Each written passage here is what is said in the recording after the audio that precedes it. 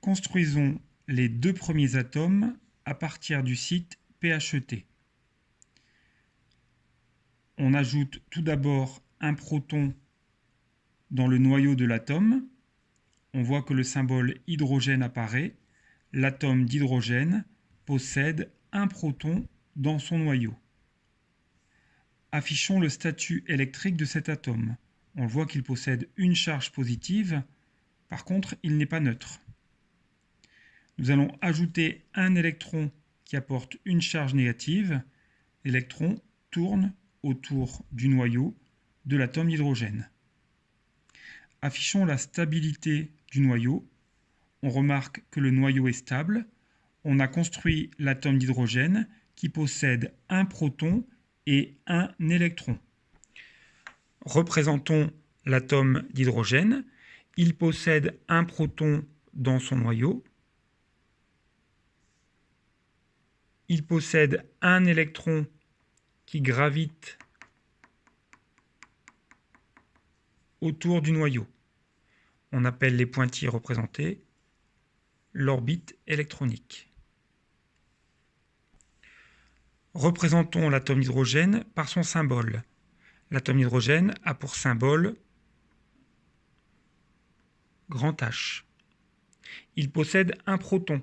On va donc mettre un 1 devant le symbole de l'atome en indice. Ce numéro représente le numéro atomique qu'on note Z.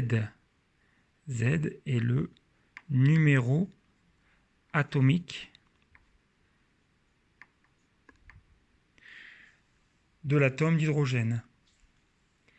On a vu tout à l'heure qu'on n'a pas ajouté d'autres particules. Donc, dans le noyau, il n'y a qu'une seule particule. Ça, c'est ce qu'on appelle le nombre de masse. Le nombre de masse vaut ici 1.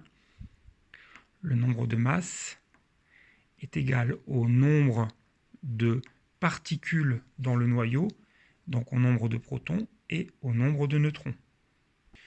Reprenons le logiciel PHET pour construire l'atome d'hélium.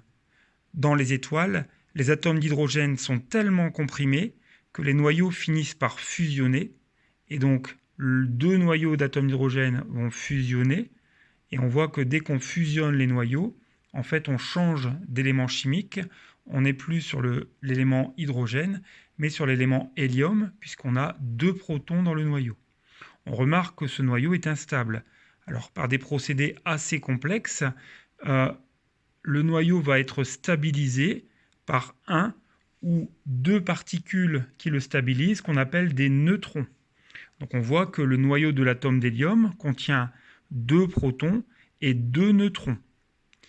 On remarque également que pour l'instant, au niveau électrique, on a deux particules positives, deux protons, et on a une seule particule négative, un électron.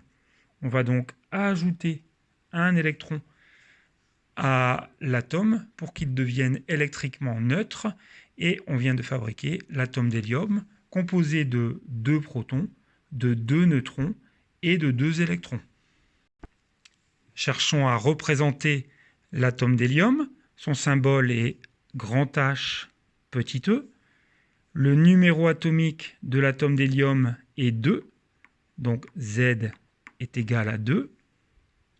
Le nombre de masse de l'atome d'hélium est 4, puisqu'on vient de voir qu'il contient 2 protons et 2 neutrons. Donc le nombre de masse est égal à 2. Est égal à 4.